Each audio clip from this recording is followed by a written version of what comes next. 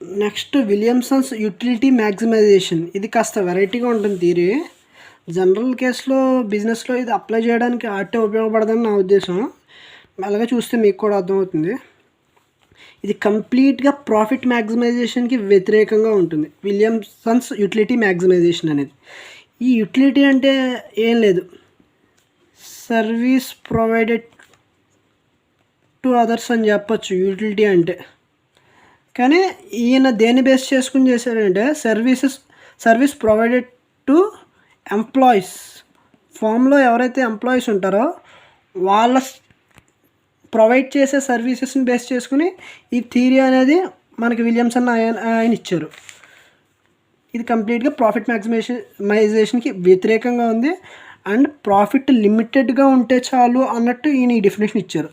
ఇది మెయిన్గా imperfect competition, అంటే పర్ఫెక్ట్ కాంపిటీషన్ కాదు ఇది. అంటే ఎక్కువ సెల్లర్స్ ఉండరు, ఎక్కువ బయర్స్ ఉండరు, అలాంటి వాటికి ఈజీగా అప్లై అవుతుంది అన్నట్టు చెప్పారు ఈ థియరీ అనేది. నెక్స్ట్ ఇక్కడ ఏంటంటే మేనేజరియల్ డిస్క్రిషన్ థియరీ అని కూడా అంటారు. దీనికి ఇంకో పేరే. డిస్క్రిషన్ అంటే ఏం లేదు, స్పెషల్ పవర్స్, సర్టెన్ పవర్స్, అంటే మేనేజరియల్ స్పెషల్ పవర్స్ థియరీ. అంటే ఇందులో మేనేజర్కి కాస్త ఎక్స్ట్రా స్పెషల్ పవర్స్ అనేవి ఉంటాయి మనకి. ఇక్కడ ఈ థియరీ ప్రకారం ఏంటంటే షేర్ హోల్డర్స్, మేనేజర్స్ 2 పార్ట్స్గా డివైడ్ చేస్తే కనుక మనం, షేర్ హోల్డర్స్ అనేవాళ్ళు ఎవరు, ఇన్వెస్టర్స్. జనరల్గా షేర్స్ కొంటారు, వాళ్ళు షేర్స్లో ఇన్వెస్ట్ చేసి వాళ్ళు ఏం కోరుకుంటారు, ప్రాఫిట్ అనేది మ్యాక్సిమైజ్ అవ్వాలని కోరుకుంటారు. జనరల్గా ప్రాఫిట్ మ్యాక్సిమైజ్ అయితే ఆటోమేటిక్గా ఎక్స్పెన్సెస్ పోక వాళ్ళకి డివిడెండ్ అనేది వస్తుంది. ఆ డివిడెండ్ అనేది వస్తే బెనిఫిట్. అందుకని ఎప్పుడు కూడా ఫామ్లో ప్రాఫిట్స్ రావాలని కోరుకుంటారు. కానీ ఈయన ప్రకారం ఏంటంటే ఈ థియరీలో షేర్ హోల్డర్స్ అలా అనుకుంటారు, కానీ మేనేజర్స్ ప్రాఫిట్స్ రావాలి, కొద్దిగా వస్తే చాలు అన్నట్టు కోరుకుంటారు. వాళ్ళకి ఉండే స్పెషల్ పవర్స్ ద్వారా మనకి ఎంప్లాయీస్ ఎవరైతే ఉంటారో వాళ్ళకి ఎక్కువ ఫేవర్ చేయాలి, వాళ్ళ యూటిలిటీస్ అనేవి బాగా ప్రొవైడ్ చేసి వాళ్ళకి మంచి శాలరీస్ కానీ అవన్నీ ఇంక్రీజ్ చేయాలి అన్నట్టు చెప్పారు ఇందులో. ఈ యూటిలిటీ మ్యాక్సిమైజేషన్ థియరీలో మెయిన్గా 3 పాయింట్స్ మనం డిస్కస్ చేసుకోవాలి. First, expand staff. ఏ బిజినెస్లోనైనా సరే ఫస్ట్ స్టాఫ్ని పెంచేయాలి. Next, increase salaries. ఆ ఉన్న స్టాఫ్కి శాలరీస్ అనేవి ఇంక్రీజ్ చేయాలి. నెక్స్ట్, మ్యాక్సిమైజ్ పర్సనల్ యూటిలిటీ, అంటే పర్సనల్ సర్వీస్. మనం అంటే మేనేజర్ పర్సనల్గా ఏమన్నా బిజినెస్ పాయింట్ ఆఫ్ వ్యూలో బిజినెస్ యొక్క మనీతో ఆయన పర్సనల్ యూటిలిటీస్ కూడా తీర్చుకోవచ్చు. నథింగ్ బట్ ఫెదర్ బెడ్డింగ్ అంటే ఏం లేదు. దీని మీనింగ్ ఏంటంటే ఎవరికైనా లగ్జరియస్ ఐటమ్స్ ప్రొవైడ్ చేయడం, ఎంటర్టైన్మెంట్ అలవెన్సెస్ కానీ, లేదంటే ఏమన్నా కార్ గిఫ్ట్ ఇవ్వడం కానీ ఎంప్లాయీస్కి, అవన్నీ ఫెదర్ బెడ్డింగ్ వస్తాయి. నెక్స్ట్, డిస్క్రిషనరీ ఫండ్స్ అంటే ఏం లేదు, discretionary funds or discretionary investment or discretionary profit. దేని గురించి డీల్ చేస్తాయి అంటే జనరల్గా అది మనకు ఖర్చు పెట్టాల్సిన అవసరం లేదు, కానీ దానివల్ల ఫామ్కి ఆటే ఉపయోగం లేదు, కానీ ఎంతో కొంత ఉపయోగం. ఇది కాస్త వెరైటీగానే ఉంది. దానికి బెస్ట్ ఎగ్జాంపుల్ ఏంటంటే మేనేజర్ యొక్క హోదా పెంచుకోవడానికి చేసే ఖర్చు అని చెప్పచ్చు. అంటే మేనేజర్ ఆయన ఆఫీస్లో ఏమన్నా ఫర్నిచర్ కొనవచ్చు, లేదంటే కనుక స్టాఫ్కి ఏమన్నా మేనేజర్ నుంచి డబ్బులు వెళ్ళొచ్చు, కానీ బిజినెస్సే ఇచ్చేది. కానీ మేనేజర్ హోదా ఇంక్రీజ్ చేయడానికి ఖర్చు పెట్టే ఇన్వెస్ట్మెంట్ అని చెప్పొచ్చు మనం, అదే ఖర్చు పెట్టే ఎక్స్పెన్సెస్ అని. నెక్స్ట్, దీనికి ఒక ఫంక్షన్ ఉంది, మనం ఆల్రెడీ చెప్పుకున్నాం. దీంట్లో కూడా కొన్ని ఫంక్షన్స్ కానీ ప్రిన్సిపల్స్ కానీ ఉంటాయని. అలాగే managers utility function U = FSMD. F అంటే ఫంక్షన్, అది ఒక రిలేషన్ అనేది మెయింటైన్ చేస్తుంది. U అంటే యూటిలిటీ, F అంటే ఒక ఫంక్షన్, S అంటే ఏం లేదు, స్టాఫ్ ఎక్స్పెన్సెస్. నెక్స్ట్, M అంటే మేనేజరియల్ స్టాక్,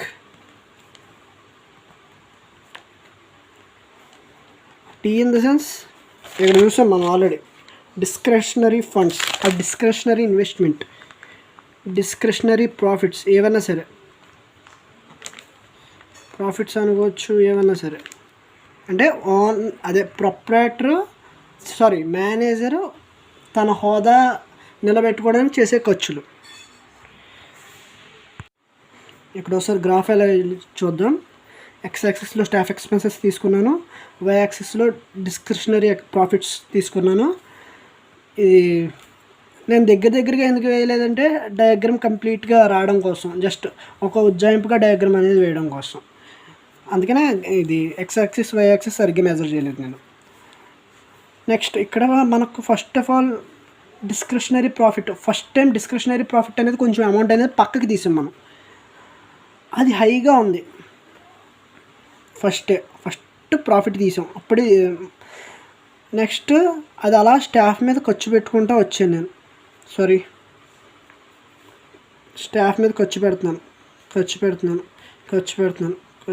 స్టాఫ్ ఎక్స్పెన్సెస్ ఎక్కువ అవుతున్నాయి. అలాగే స్టాఫ్ మీద ఖర్చు పెట్టుకుంటూ వెళ్తున్నాను. స్టాఫ్ ఎక్స్పెన్సెస్ అనేవి ఎక్కువ అవుతున్నాయి. నెక్స్ట్ ఇంకోసారి ప్రాఫిట్స్ వచ్చాయి. ఇంకో టర్మ్ ఆఫ్ ప్రాఫిట్స్ అనేవి తీసాను నేను డిస్క్రిషనరీ ప్రాఫిట్స్ కింద. అవి కూడా స్టాఫ్ మీద ఖర్చు పెడుతున్నాను. అంటే డిస్క్రిషనరీ ప్రాఫిట్స్ అనేవి ఖర్చు పెడుతున్నాను. ఖర్చు పెట్టే కొద్దీ ఇక్కడ ఉన్న ప్రాఫిట్ 10 యూనిట్స్ ఉంటే 9 యూనిట్స్ అంటే తగ్గిపోతుంది కదా, మెల్లగా ప్రాఫిట్ అనేది తగ్గిపోతుంది. స్టాఫ్ ఎక్స్పెన్సెస్ పెరిగితేనే కదా లాభం అనేది తగ్గిపోయేది. ఇక్కడ ప్రాఫిట్ అనేది తగ్గిపోతూ ఉంది, ఎందుకంటే స్టాఫ్ ఎక్స్పెన్సెస్ ఖర్చు పెట్టేస్తూ ఉంటున్నాను కాబట్టి. అలాగే థర్డ్ ఖర్చు పెడుతున్నాను అంతే. అలాగా మనకి 3 లైన్స్ అనేవి వస్తాయి. అంటే ఇక్కడ 3 times డిస్క్రిషనరీ ప్రాఫిట్ అనేది ఫార్మ్స్ యొక్క మనీ నుంచి తీశారు డిస్క్రిషనరీ ప్రాఫిట్ కింద. అలాగే మనం 2 సార్లు తీసుకుంటే 2 సార్లు తీసుకోవచ్చు, 4 సార్లు తీసుకుంటే 4 సార్లు తీసుకోవచ్చు. అది పెద్ద మ్యాటర్ కాదు. కాకపోతే మనకి ఎక్కువ థీరీస్ అన్నింటిలో కూడా ఆయన ఇచ్చిన డయాగ్రామ్స్లో కూడా జస్ట్ 3 times తీసినట్టు చూపించారు. ఇది U1 అనుకుందాం, ఫస్ట్ టైం తీసిన అమౌంట్. నెక్స్ట్ తీసింది U2, థర్డ్ టైం తీసింది U3 అనుకుందాం. నెక్స్ట్ ఇది కూడా same graph, Y axis X axis origin, discretionary profits, staff expenses. ఇక్కడ ఏంటంటే అవుట్పుట్ అనేది లిమిటెడ్గా ఉన్నప్పుడు ఇక్కడ ఆ లిమిట్ గురించి ప్రస్తావించాలి. కానీ ఇక్కడ లిమిట్ గురించి ప్రస్తావించాం కాబట్టి చెప్తున్నా. ఫస్ట్ తక్కువ ఉంది అనుకుందాం, స్టాఫ్ ఎక్స్పెన్సెస్ తక్కువ ఉన్నాయి. అప్పుడు నెక్స్ట్ లిమిటెడ్ అవుట్పుట్ ఉన్నప్పుడు ఒకసారి ఏం చేయాలో చూద్దాం. ఇది లిమిట్ అనేది ప్రస్తావించినప్పుడు. నెక్స్ట్ సేమ్ గ్రాఫ్ చూడండి, స్టాఫ్ ఎక్స్పెన్సెస్ ఇంక్రీజ్ అవుతున్నాయి. ఆ స్టాఫ్ ఎక్స్పెన్సెస్ ఇంక్రీజ్ అవుతున్న కొద్దీ మనం డిస్క్రిషనరీ ప్రాఫిట్స్ అనేవి ఆటోమేటిక్గా ఇంక్రీజ్ చేస్తున్నాం. అంతే, డిస్క్రిషన్ ప్రాఫిట్స్ ఎక్కువగా మనం ఏం చేస్తాం, అది బిజినెస్ యొక్క అమౌంట్ నుంచి ఇటు డైవర్ట్ చేస్తున్నాం అనమాట. అలా డైవర్ట్ చేస్తాం. ఇంకో స్టాఫ్ ఎక్స్పెన్సెస్ పెరుగుతాయి, యూనిట్స్ అనేవి పెంచుతున్నాం. ఇది డిస్క్రిషనరీ ప్రాఫిట్స్ అనేవి పెంచుతున్నాం. ఒక లెవెల్లో ఇంక పెంచడానికి ఏం లేదు. హయ్యెస్ట్ పీక్కి వెళ్ళిపోయిన తర్వాత ఇంక స్టాఫ్ ఎక్స్పెన్సెస్ పెరిగినా సరే ఇంకా విత్డ్రా చేయడం అనేది ఉండదు డిస్క్రిషనరీ ప్రాఫిట్స్ నుంచి. మళ్ళీ తీసుకోండి, ఎందుకంటే అక్కడ ఏం ఉండదు. అసలు ఈ స్టేజ్ వరకు తెచ్చుకోకూడదు. ఈ స్టేజ్ వరకు తెచ్చుకుంటే బిజినెస్ అటర్ ఫ్లాప్ అయినట్టే చెప్పాలంటే. అందుకనే దీన్ని చాలామంది విమర్శించారు. చూడండి, ఇప్పుడు ఇది పూర్తిగా ఇలా అనుకుందాం. జస్ట్ U3 U2 ఇప్పుడు ఈ 2 డయాగ్రామ్ని కంపేర్ చేస్తే కనుక U3 అనేది ఒక ట్యాంజెంట్ కింద వస్తుంది, U2 ఇలా వస్తుంది. జస్ట్ ఒక ఉజ్జాయింపు అంటారు కదా, అంతే. U1 U2 U3 ఇదే జస్ట్ ఈ పార్ట్ ఆఫ్ ఏదైతే ఉందో అది ఈక్విలిబ్రియం పాయింట్ అవుతుంది. ఇది అనమాట U2 దగ్గర. ఇంకా మీకు ఈ డయాగ్రామ్ చూస్తే అర్థమైపోతుంది. ఇక్కడ వరకు ఫామ్ బాగానే గెయిన్ చేయగలిగింది, స్టాఫ్ ఎక్స్పెన్సెస్కి ప్రాఫిట్స్ అనేవి బాగానే యూజ్ చేయగలిగింది, ఉన్న రిసోర్సెస్ అన్నీ వాడేస్తుంది. కానీ ఇక్కడ నుంచి మెల్లగా ఇక్కడ వరకు పీక్ రీచ్ అయిన తర్వాత మెల్లగా డౌన్ఫాల్ అనేది స్టార్ట్ అయిపోయింది. ఈ పార్ట్ ఏదైతే ఉందో అది ఈక్విలిబ్రియం పార్ట్ అవుతుంది. ఇక్కడ ఉన్నంత వరకు బాగానే ఉంటుంది, దీనికి ముందు కూడా పర్వాలా. కానీ దీని తర్వాత నుంచి ఇంకా డౌన్ఫాల్ అనేది స్టార్ట్ అయిపోయినట్టే. అప్పుడు మేనేజర్ యొక్క జాబ్ కూడా పోయే అవకాశం ఉంటుంది, ఎందుకంటే ఫామ్ యొక్క రిసోర్సెస్ ఇష్టం వచ్చినట్టు వాడేశారు కాబట్టి. దీని మీద చాలా క్రిటిసిజమ్స్ అనేవి ఉన్నాయి. అవి ఒకసారి చూద్దాం. Price decisions in highly competitive setup.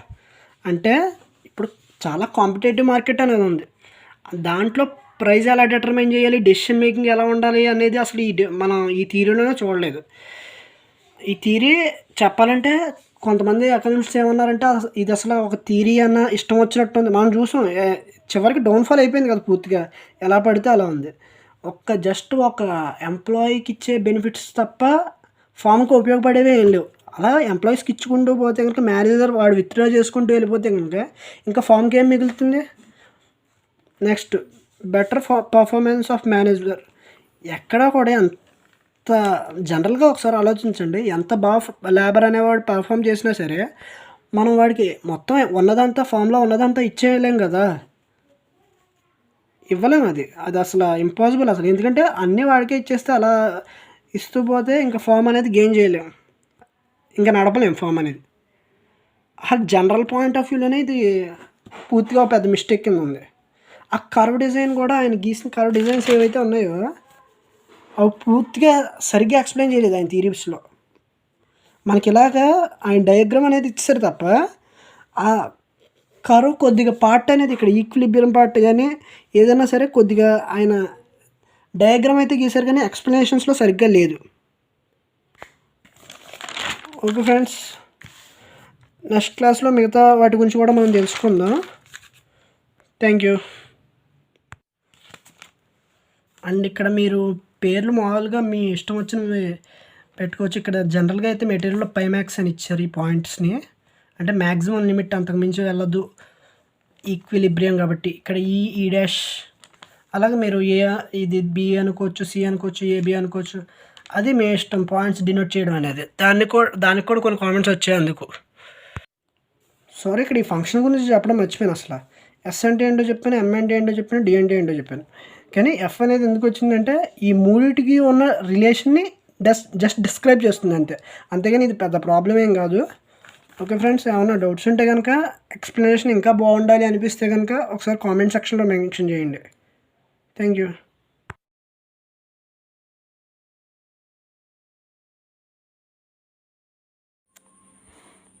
And మనం మేనేజరియల్ స్లాగ్ గురించి పెద్ద గ్రాఫ్లో మరీ అంత డీల్ చేయలేదు. ఇదేం లేదు, జస్ట్ స్టాఫ్ ఎక్స్పెన్సెస్ అంటే ఏంటి, జనరల్గా స్టాఫ్కి ఇచ్చే శాలరీస్ కానీ వేజెస్ కానీ అనుకోవచ్చు. మేనేజరియల్ స్లాగ్ కింద సెన్స్ ఏంటంటే మన దగ్గర పనిచేసే ఎంప్లాయీస్ ఎవరైతే ఉన్నారో ఫామ్లో పనిచేసే ఎంప్లాయీస్కి వాళ్ళకి ఇచ్చే ఎంటర్టైన్మెంట్ ఎలవెన్స్ కావచ్చు, లగ్జరీస్ కార్స్ కానీ, లేదంటే కొన్ని చోట్ల అయితే రూమ్స్ కూడా ఇస్తూ ఉంటారు ఉండడానికి, అవన్నీ ఇస్తారు. అది మేనేజర్ స్లాగ్ కిందకి వస్తుంది. డిస్క్రిషనరీ ప్రాఫిట్స్ వేరు. మళ్ళీ ఇది మేనేజర్ తన హోదా కాపాడుకోవడానికి పెట్టే ఖర్చు. ఇది ఒకటే almost. Entertainment allowances, luxuries goods ఇవే ఉంటాయి, రెండిట్లో కామనే. కాకపోతే మేనేజర్ స్లాగ్ అనేది మనకి మ్యాక్సిమం ప్రాఫిట్ ఓరియంటెడ్ ఫామ్లో కూడా ఇస్తారు. లైన్ స్టాఫ్, మెయిన్ స్టాఫ్ ఎవరైతే ఉంటారో వాళ్ళకి ఖచ్చితంగా కాస్త అలవెన్సెస్ అనేవి ఎక్కువ ఉంటాయి. అవి ఈ అలవెన్సెస్ అది ఏ ఫామ్కైనా ఉంటాయి. కానీ డిస్క్రిషనరీ ప్రాఫిట్స్ అనేవి ఈ టైప్ ఆఫ్ ఫామ్, ఈయన విలియమ్సన్ అనే వ్యక్తి చెప్పినట్టు ఈ టైప్ ఆఫ్ ఫామ్కి ఎక్కువ ఉంటాయి. ఇవి అచ్చంగా ఏంటంటే మేనేజర్ తన హోదా కాపాడుకోవడం కోసం తన పెట్టే ఖర్చు అనమాట. Okay guys, thank you.